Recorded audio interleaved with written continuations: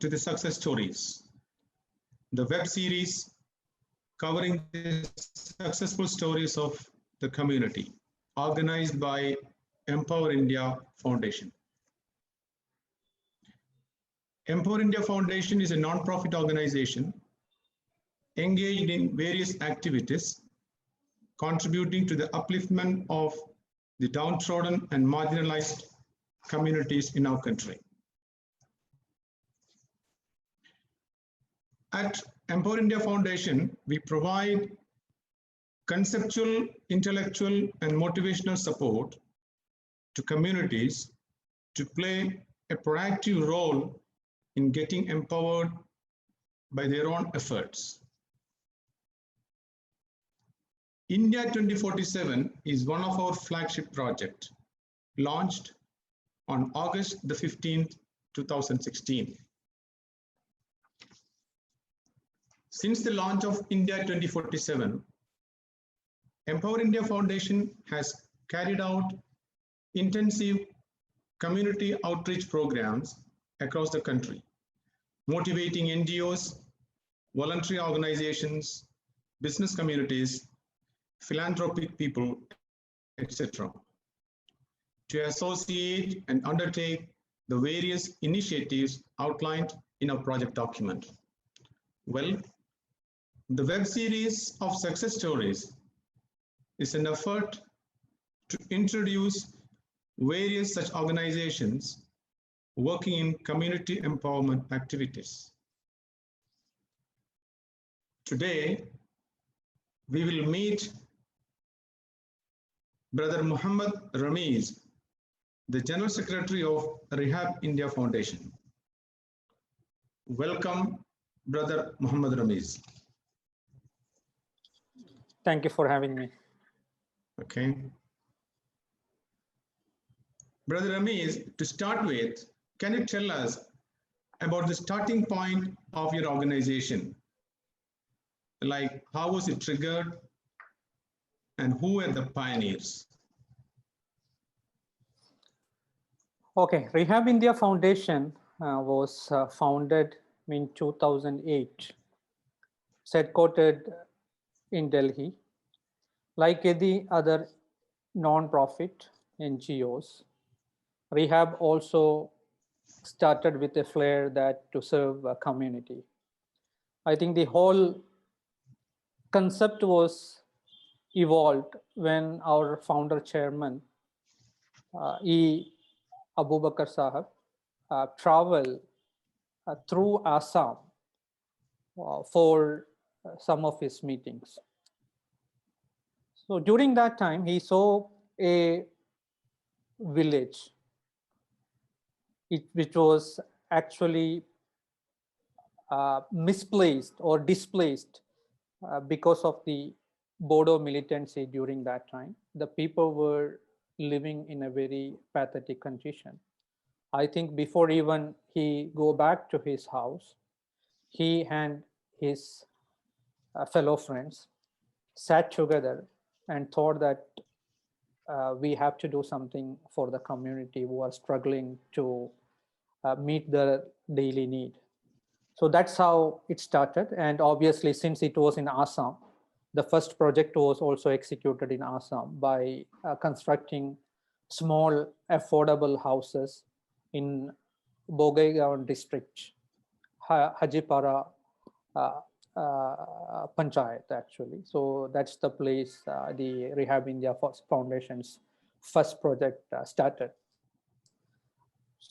So started with construction of houses, then eventually I think government came back and they told that this is our responsibility to do. So our plan was to build 1,000 houses during that time. But when we reached around 70, government came and they started helping these needy people. That's how it all got started. In fact, when did you start really, the year in which you started the work? I think the groundwork started in 2006, 2007, but officially we have launched and kick-started the project from 2008 when we got it registered. So it's almost 12 years now. The journey has been exciting so far. 12 years, 12 to 14 years of experience you have. Experience, yeah. Okay. And Brother Ramiz, at the moment, after 14 years or 12 years, what is in your mind and what is your focus areas, or if you can say, what is your vision statement? Okay, I think primarily when you look back, as I mentioned, like any other NGOs, our flair is also was to do some community service. And in a terminology, when we speak about community services, the first thing which comes to anyone's mind is giving free food, that's ration, or give them some supplies like blanket during the winter, or give some houses. So these were the concepts. So we call now that is freebies, actually, the concept of freebies in an NGO sector. We also did that for a couple of years when we started, but eventually then we realized that I think if you look at India, we have more than 6 lakh villages. So if you really wanted to do some kind of support to the needy across India, it's a very, very huge task. So how long you do these freebies? So these were the thought process coming into our mind.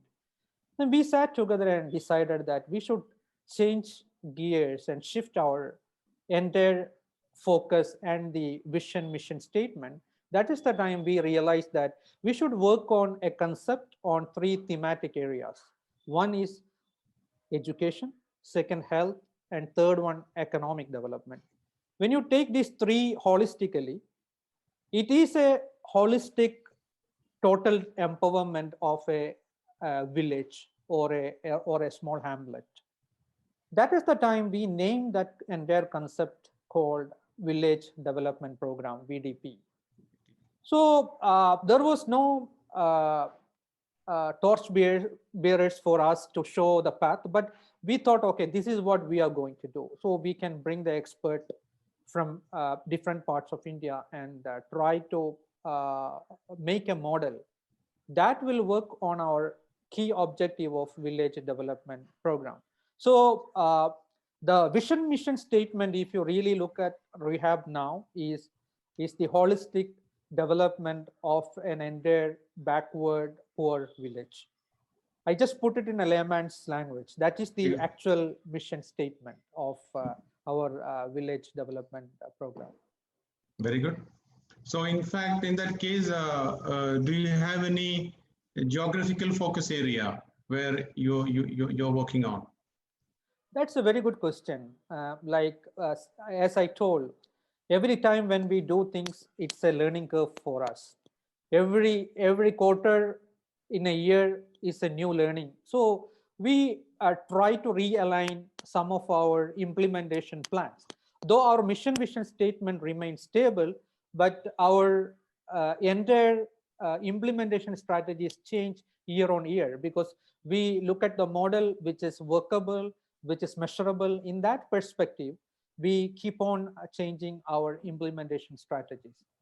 So for example, village development program, your question was how did we geographically try to manage?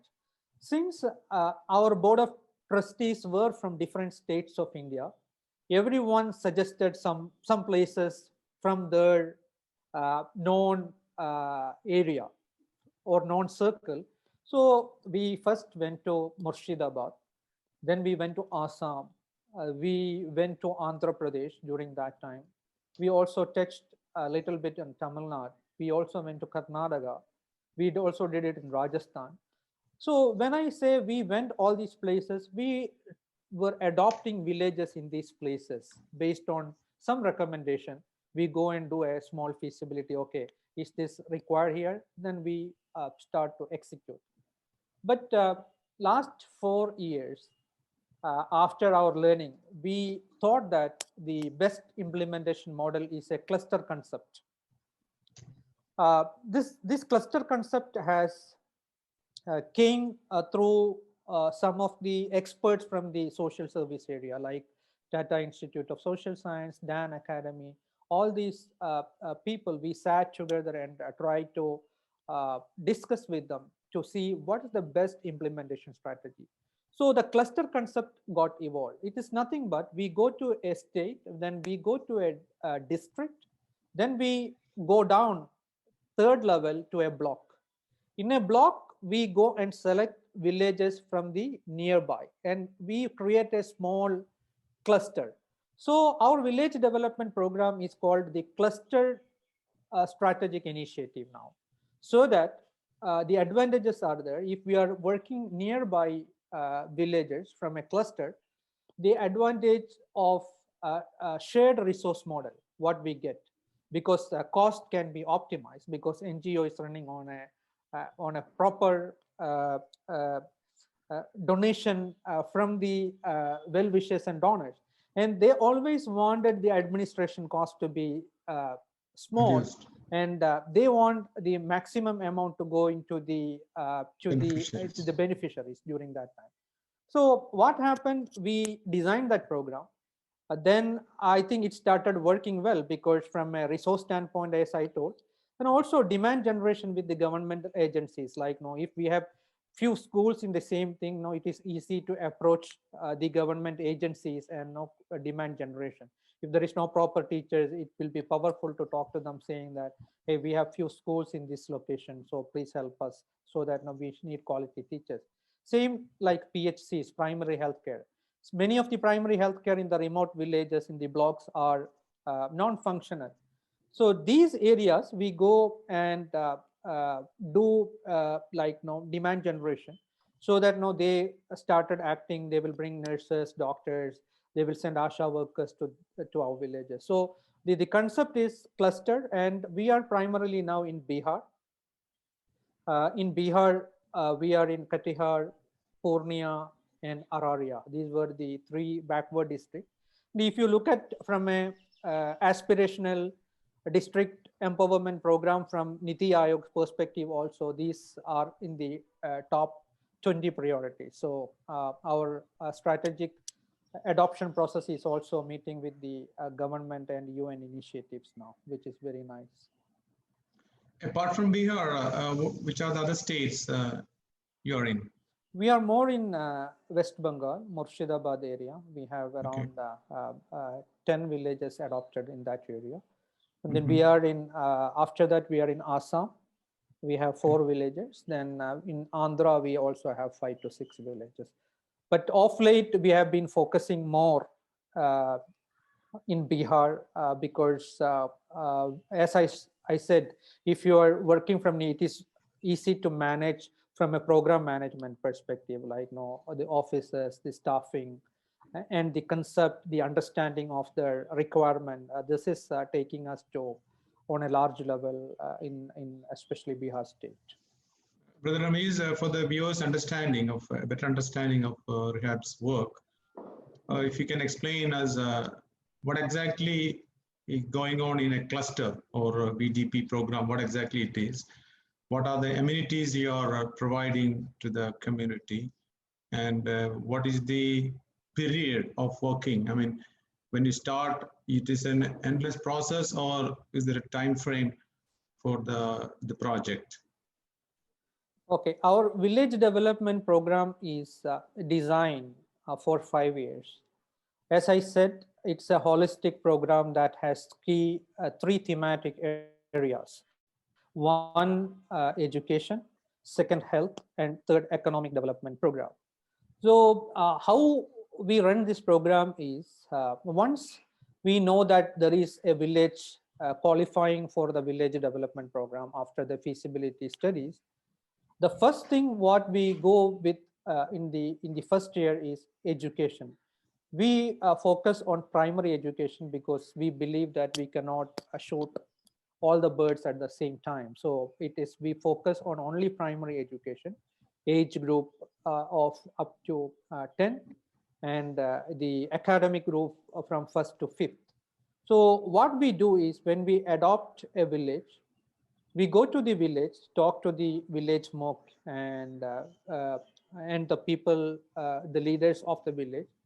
We tell them very clearly what is the strategic partnership between us and them, because we make them understand that this is more a win-win partnership model rather than like no any like as I said in the beginning, like freebie distribution, CB. So the concept talk has to be very important so that no they are aligned with our objective. During the same time, they also get a feel that when we work with Rehab India Foundation, rather than we get anything free, we have to collaborate with them and work from our side actually for the successful of our transformation. So we build a small community center in the village, which is usually 2,000 square feet land. And and that community center we will use as a remedial tuition program. It's a tuition program. We don't really wanted to replace government schooling system, because that's running on our tax money. That has so many other benefits like getting the scholarship and qualifying for other higher schools through the government system. So we start as a remedial tuition program from the rehab center. Then after the education goes for 3 to 6 months, when we have the confidence that our village kids are studying well, then during that time, what we do is hold their hands, go to school and enroll them. So obviously, the ecosystem will slowly start changing, because when knowledgeable kids go to a school, they are forced to teach them now, because they were ideally sitting or they are not coming, just marking the attendance and taking their salaries. Now they are realizing that, oh, we are getting into trouble now. There is an organization who is intervening in this area, and they are sending kids, and they are also getting education in the morning time through the tuition program. So eventually, the school will get strengthened. And uh, uh, the testimonials are like, no, we have many students now studying in almost villages across India. At the same time, we can also see the kids are getting the benefits, the rights from the government, like the pre-matric scholarship, post-matric scholarship, Begum Hazrat Mahal scholarship. All these scholarship, we will align them actually. When I speak, it looks very easy, but I will give one example for the understanding of the viewers. To get a scholarship, there are multiple steps involved. First, the student should have a bank account in their own name. And we are talking about this concept actually in a remote place where the entire village wouldn't have seen a bank in their lifetime, probably. So that is the role of rehab. We connect them, we bring the bank actually to the villages now. The bank managers come on their scooter and now complete the application form now. I'm talking about a matured model now. Earlier, it was like, no, we used to take 2 to 3 years to complete the entire village students' bank account formalities. Now it is becoming easy. This is all through the learning curve and the process, the optimization, what we have done. So once they have the bank account, then through the portal, the digital India concept, correct? Through the portal, you have to log in, then the entire application has to be submitted. And believe me, in a village, you don't have a internet. How do they do that? So we go with our laptop and fill their application form. And towards the end, when you submit the application form, after adding attendance certificate from school, then their marks from the school, all these things you have to submit. So this is a long process. Once you do all these things, towards the end, it will ask for an OTP, one-time password. And that has to come to a mobile number, and government allows to send 2 OTPs to one single mobile number. So this is the complication actually. So we have to like pass through all these hurdles, and I think students now they know now actually. I think matured the village probably like 2 years, 3 years. They know what to do now. They even call us and say that, hey, Rehab, you are not here, like no scholarship time. So this is all like no learnings. Once you give them a path and like no, I think empower them through the confidence that they can do their things their own, then I think we are successful, they are successful. It is a 5-year program. So each year we have scientifically designed what to do. Then end of the second year we start healthcare.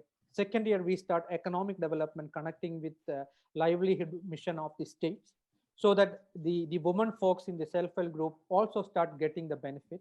Then eventually after 5 years we will say them that okay, we are going to tell bye bye to you now, it is time. Then they have to have their own structure economically actually to pay the tuition teacher fees and stuff like that. So they will start thinking in a big way now. I think that's what happening. Uh, it's really wonderful, Ramesh, to see that you are bridging the gap between the government and the communities in terms of social welfare. And what is your experience with the authorities locally, at the district level or block level, with all these activities? You get support from the government authorities? Yeah, obviously. I think we have to be cognizant about the fact about our village, their mindset. I'll tell one simple example. Any village which is not intervened by either rehab or by any other NGOs, I would say that anyone, if no one is there, their mindset is that they don't have to do anything actually. Like no, they do not want to come forth and no claim or demand the rights. One example: Asha worker used to go to our villages before adoption.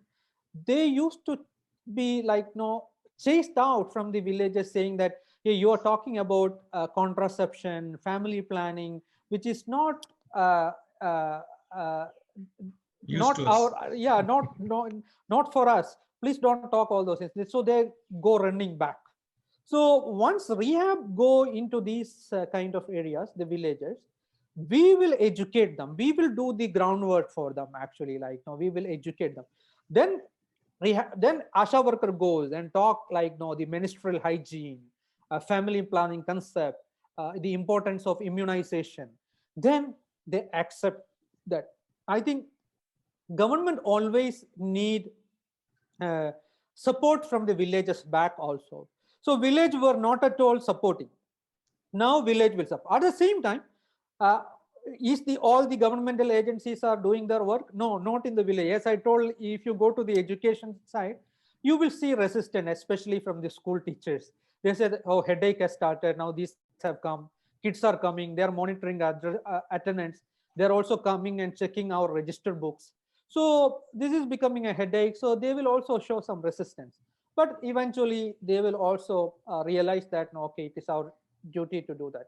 But it's a win-win situation. I think it's conceptually there may be some resistance, but I think towards the end, everyone are ready to their job, ready to do their job. Good.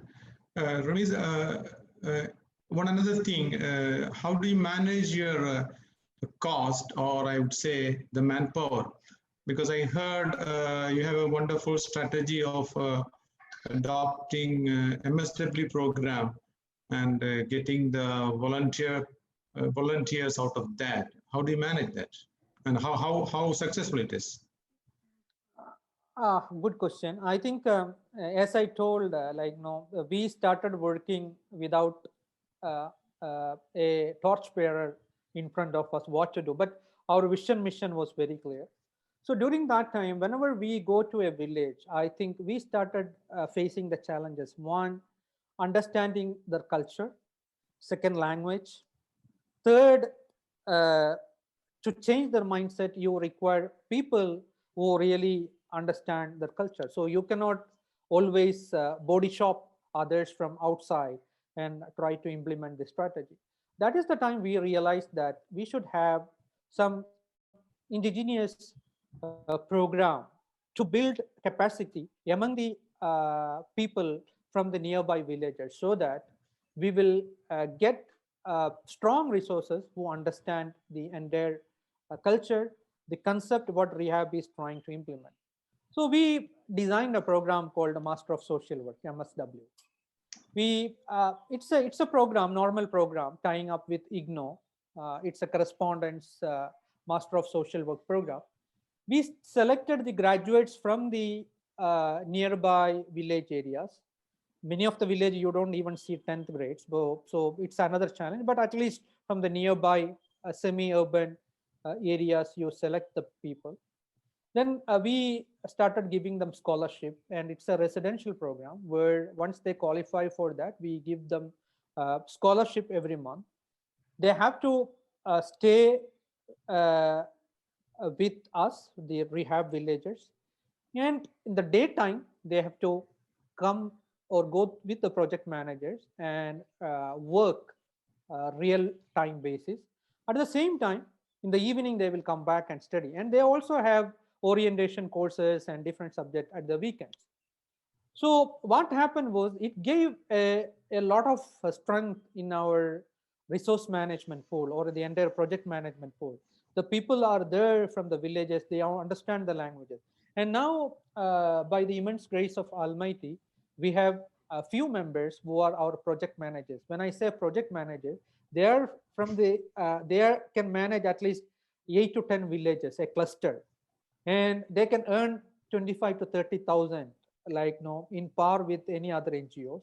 So we have few resources who really joined 6 to 7 years back to our MSW. After that, they went to field officers, then assistant project coordinators, project managers. Now they are project managers. So we have some living testimonials with us now, actually. So that's working. Then we wanted to go a little bit inside the village and give them the opportunity. So once we started seeing through our effort kids coming after 12th, we also started BSW program because it's a graduation program. Anyway, it's a good thing, IGNOU has the program. So now we have also BSW program. So we have approximately 20 graduates now studying with us in this residential program. It's a wonderful concept, Ramesh, sustainable development, in fact, really it is.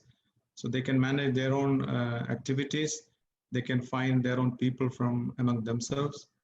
And that is a good thing for an NGO, that you can find resources from among yourself. How many these VDP programs have been completed now, or how many villages have gone through this process and you can really say on their own foot now? We have approximately 17 villages completed 5 years. Okay. So as I told in the beginning, sometimes we look back, realign our strategies. So earlier we thought that we should take our hand off and make a complete active exit from these villages after 5 years, but it did not happen. So we thought that we should have a passive exit strategy before the active exit. So there are some villages now 6, 7, and 8 years where we are making connecting with them slightly on a loosed structure, so that they are working on rehab ecosystem, but at the same time we took a step back and monitoring them whether they are able to execute that by themselves. I would say that honestly, 4 village we are confident out of 16. Other village we are still monitoring them, because one of the main challenges is how do they pay the tuition teacher's salary. So from the economic development that they do, we told them that no, they have to contribute to their bank account, because everything works on a registered structure, because once they come out from rehab, they have to have their own governance structure. We call that CBO, community-based organization. So they can register through government. It's a long process, and many of the villages have successfully done that. Then they have a governing body. That body has to decide how they will probably take the village to the next level. So one key thing is that continue the education. For example, though it is very economical to have 3 or 4 tuition teachers in a village, they should find out at least minimum 10 to 12,000. Each teacher maybe 3,000 as part-timer we will be paying.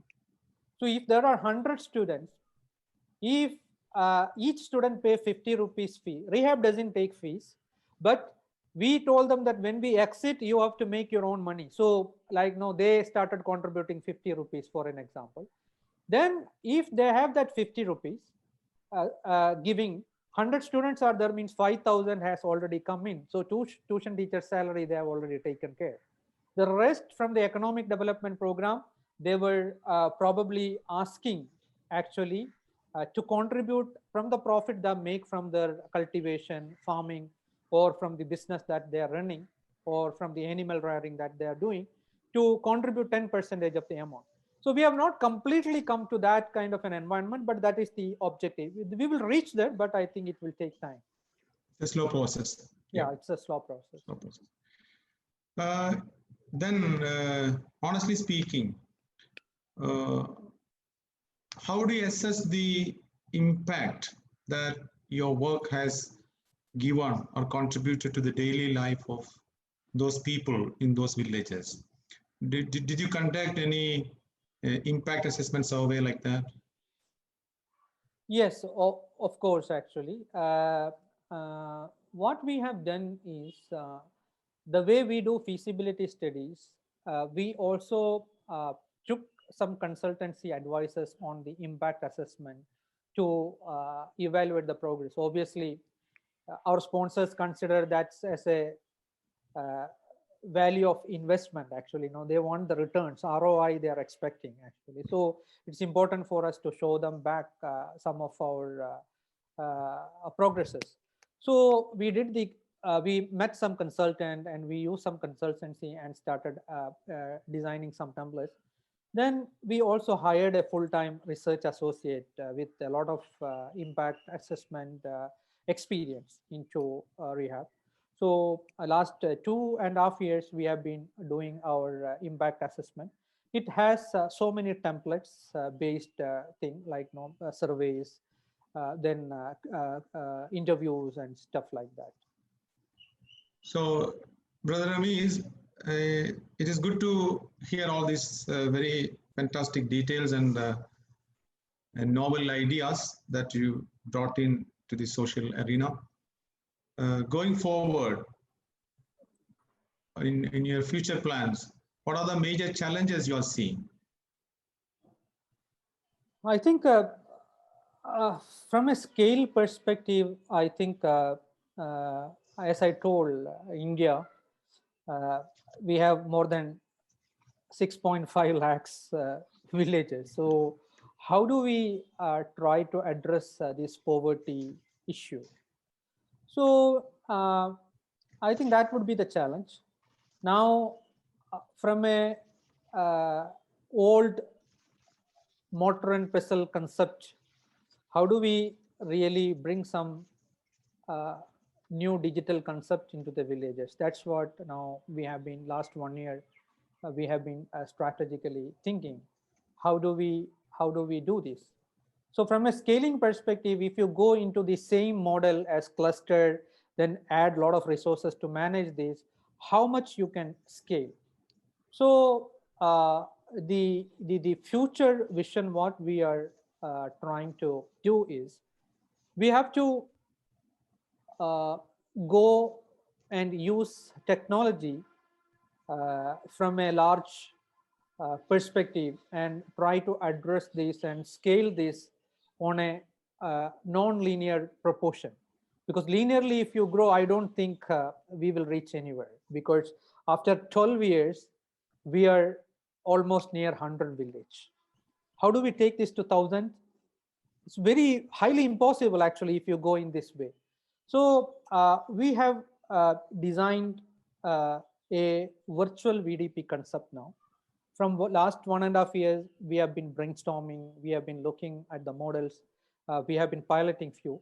So I'll tell an example how we are planning to do this.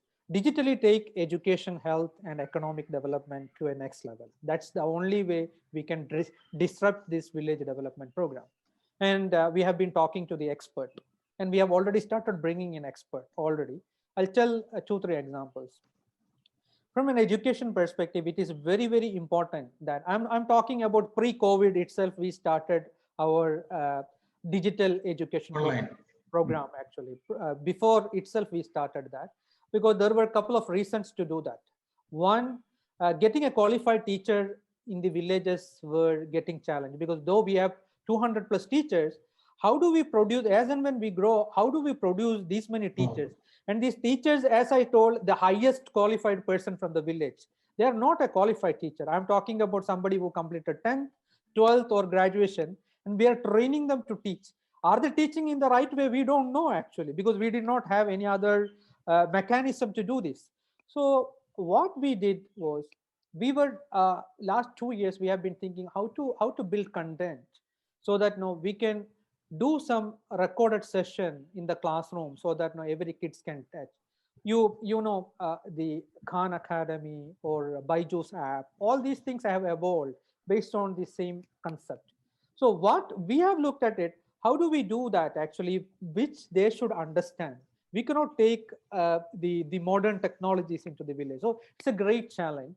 So that is the time we found Pradham. Pradham, you will be knowing, is one of the largest NGOs globally working now. Actually, they started in India, globally working now on empowering the education by imparting good training to the teachers, and also some of the education materials within the villages. So we have, I'm happy to say that we have a MOU signed 2 years back with Pradham on helping the kids actually to come and excel in their education.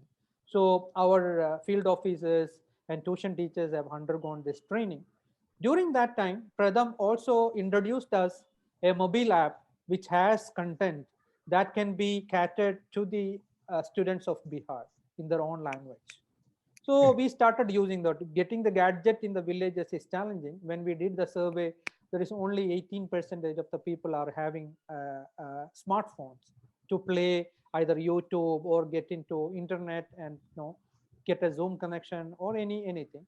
So this app, it used to help. So what people are doing, they will bring a group of people in one location and play in either laptop, which is Rehab Project field officer's laptop, or whoever is having a smartphone in that area, they will play, so that everyone is sitting together and watching that. It's very nice to see the education level. Now we are also talking to some content creating company who are for profit, actually, by paying. How do we develop some of the materials? Because we have now platform. We have a company offered a free platform to be used, a classroom platform to be used. So we will use that platform. We will use the content developed by Rehab, and trying to bring the entire education digitally to the village. That is one of the innovation we are planning. Second, we are also going on a renewable energy way. Renewable energy is a urban terminology, actually, because energy has to be there in the village to renew it, actually. But when you look, many of our village doesn't have electricity. So we are taking solar panels in those areas, so that at least they can recharge their phone. And if we are planning to put a flat TV screen in each VDPs, that also has to run. So we wanted to produce some electricity. So the solar concept, solar energy concept, is already been discussed. We are also looking for CSR partners on both education and solar energy. And the second thematic area, healthcare, I am very happy to say that there is a new concept which I don't think any NGO would have tried in India, which we have inaugurated during our last Board of Trustee meeting 3 months back. The chairman inaugurated the new concept called eSwast program, which is otherwise in English telehealth program. What we are doing is, we have a mobile medical van, and we have our medical camps, which is happening every month in almost every villages. But we thought that we should take this to next level using digital technology. So we have partnered with a company called eVitals. This company has a equipment that help to take vital signs of the patients. So we have already bought the equipments from them. We have partnered with them. We have already bought the equipments with them. And how does that equipment work? A qualified doctor anyway going once in a month to the village to give medicines like regular medicines and regular checkup. Now he will carry this equipment. If there is a critically ill patient in that village, we will take their vital signs. Like this machine, it's a portable, like a small bag. We will take the ECG, electrocardiogram can be done. We can take the cholesterol level, creatinine, urea, all these vital parameters in a real time. We will also get glucose and ECG. So at least you have 7 vital parameters coming within few minutes through this equipment, actually. Once we have these parameters, we are creating the patient online in the patient platform. It's called EHR, electronic health records, actually, in a modern terminology, which is many of the urban hospitals also not practicing. Still, you see people going with paper prescription. But here, you have a patient registered online in cloud. We will be storing them, actually. Then we will put the ECG and all the vital signs there. And rehab is inviting volunteers, doctors from worldwide now. And the interesting piece is that we have the first doctor signed up from United States, very high super specialist in our voluntary program. So he is going to look a patient, usually like critically ill, on bed, without having any way to go to a hospital, just praying to their Lord to save them. That is the only medicine they have. So such a patient, now we are taking through our eSWAST program to the world-class super specialist. And that will be a breakthrough. We have already started talking to AIIMS now, All India Institute of Medical Science. They are excited about this program. They told after COVID, we would want to look at it, your model. So we will have volunteers joining with your organization to cater that. We are also started talking to many leading specialists. It's a voluntary program. Without any penny, we will get this world-class super specialist thing, which we ourselves cannot get it to our village folks. I think that will be a game changer going forward. Very excited program. And what is the timeline for this? I mean, have you started already? Yeah, we started the program. Yeah, it got inaugurated officially 3 months back. We have the equipments. We are doing currently pilot. Due to COVID, it took a little bit time, but the program is already going on. The pilot is going on because it's important to train our resources to take on this vital signs. It could not be wrong. And we are also tying up or inviting volunteers, doctors from different parts of India. So the program is started. So I think first week of January onwards, we will have a full-blown program running on this eSWAST telehealth program. I think you will have a lot of successes behind you, modeling this program and adopting this. I don't know about the government healthcare people or ASHA workers or health sector, whether they also adopt such a thing in rural areas. Actually, the district magistrate was excited when we spoke about him because we were planning an inauguration, but due to COVID, he told he will not be able to join from Bihar, Katihar. So he is excited. The health officer, the district health officer also was excited to hear about it. Actually. It's an exciting thing. Very good. Before concluding this session, I think I wanted to take one more point from economic development program what we are doing, because it gives a lot of proud when you speak. I think I'll be excited. Yeah, because correct, the viewers also wanted to know, like from economic development, we are talking to 2 companies now. One is Cropin. Both are for-profit companies. They have technology, Cropin and DHeart. They are 2 very large growing companies in India. Their job is to connect farmers from the remote village to the marketplace, actually through using mobile app. So for example, if you have this mobile app, you can just walk from one end to the other end and come back. It will measure and say how many hectares of land you are having. You don't have to measure it. Then after that, it will also, if you give some soil for the testing and you put that data in that, they will also tell what kind of soil it is and what kind of fertilizers you have to use for what kind of cultivation actually. So since it's a technology that can be helpful for the villages, we are farmers, we are exploring that. At the same time, we were more looking actually how they are connecting their produce with the marketplace directly, like avoiding the brokers in between. So we are exploring, since it was each village or each user has to give a price for their login. We started talking to them in a different terminology and all those things. So the discussions are in progress. So what I'm saying is that technology is taking the disruption to a different level. Only thing is that like we are connecting, all the others also have to try to connect each other. Very good.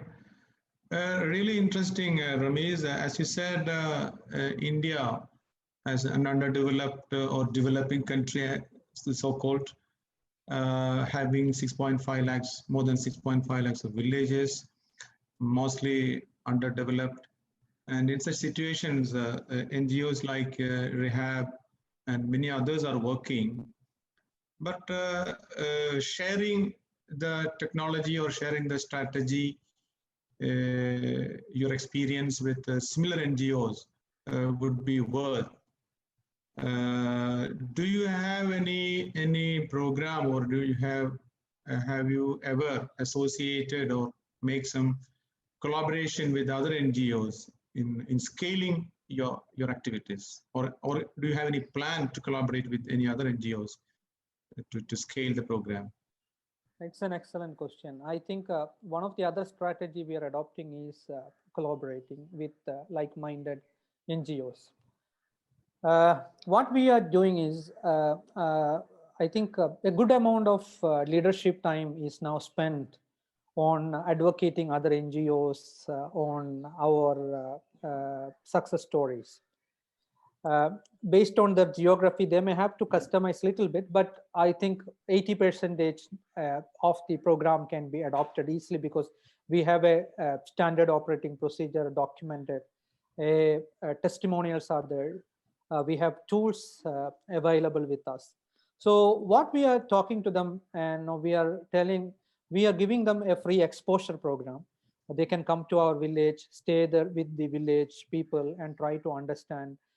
It's just a 3-day success exposure program. They're coming, they're learning. Many NGOs started contacting us. Many people started implementing it actually. There is one good example is from UP, Lucknow. They have collaborated with us. Now it is 3rd year. And now I think they have also tried to adopt, I think, more than 3 to 4 villages. So it's easy now, like talking on the terms. And we are open. It is not that only Rehab have to do this work. We are very open. Our board was very nice to tell that, no, it's a social work. Please share the best practices. We would have paid to the consultant to learn, but still now we are open and we are giving a lot of training.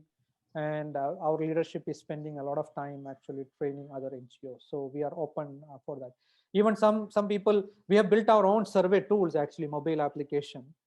People were started asking. Now we are thinking how to give this. Actually, it's the source code is ours. How do we give this survey tools to others? So we are just brainstorming. How can we give such tools also to them to empower them? It is good to hear that too, Brother Ramesh. In fact, at Empower India Foundation too, we in fact wanted to have such a discussion with so many people like you, so many NGOs like Rehab, and we are planning further discussions also, and hope we can cooperate and look to discuss in such platforms in the future. Any messages to other people or other NGOs working in the field? Yeah, obviously, I think I would love to, or we would love to do that. I think collaboration is the strength because anything will work through synergies. It would be better than you alone take the race. I think a relay kind of exchanges would always help. I think my message to other NGOs are actually, I think from a commitment standpoint, the work is not anymore office driven. I think we have to get out from our comfort zone and be with the village people, stay with them, and do a participatory collaboration. I sometimes joke saying that some of the NGO works are like firing crackers. You just give the fire and you run away. So the event is over. Like no blanket distribution, ration distribution. No, you have to be with them. You have to be living with them, and you have to be one amongst them. Then collaborate and participate each other. So you will not get red carpet for sure, because it's an area of struggle. A lot of time you fail, but you have to stand up again and again and reevaluate where you are failing. Many of the NGOs or many of the NGOs stop their work because they say that we have spent a lot of money, we are not seeing result. If that would have been the case, I will end this conversation by giving one live example that happened from the village. When we started adopting our first village in Bihar, in the village where we started, this I'm talking about 10 years back. When we went there, we wanted to hire a tuition teacher, and the best qualified teacher would be the highest educated person from that area. So somebody told us that there is a girl, got married and came to our village. She is 8th grader. So why don't you look at her for your first teacher? So we goes to her house for interview. Our project manager goes to do the interview.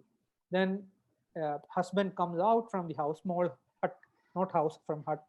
He came out and told, why did you come? He told, we wanted to do the interview. I think your wife is the highest qualified person from this village. We want to appoint her as our first tuition teacher. So he told, आप मुझे सवाल पूछिए, हम अंदर जाकर जवाब लेके वापस आएंगे. So in other words, that was the situation of the village. So they told, you ask me question, I will go inside, bring the answer and come back.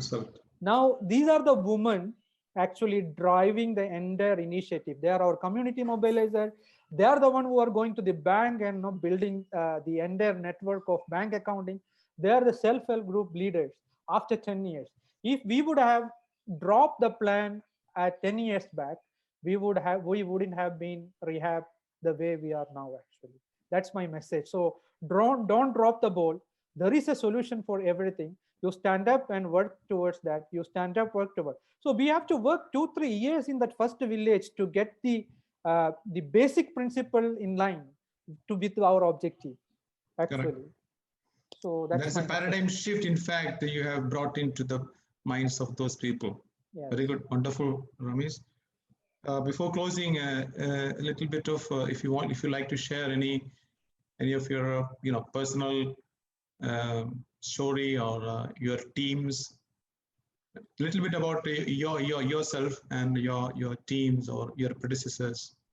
I think who are involved in this work. I think for everything, all success stories, I think it's a team. Actually, there is a strong team you bring.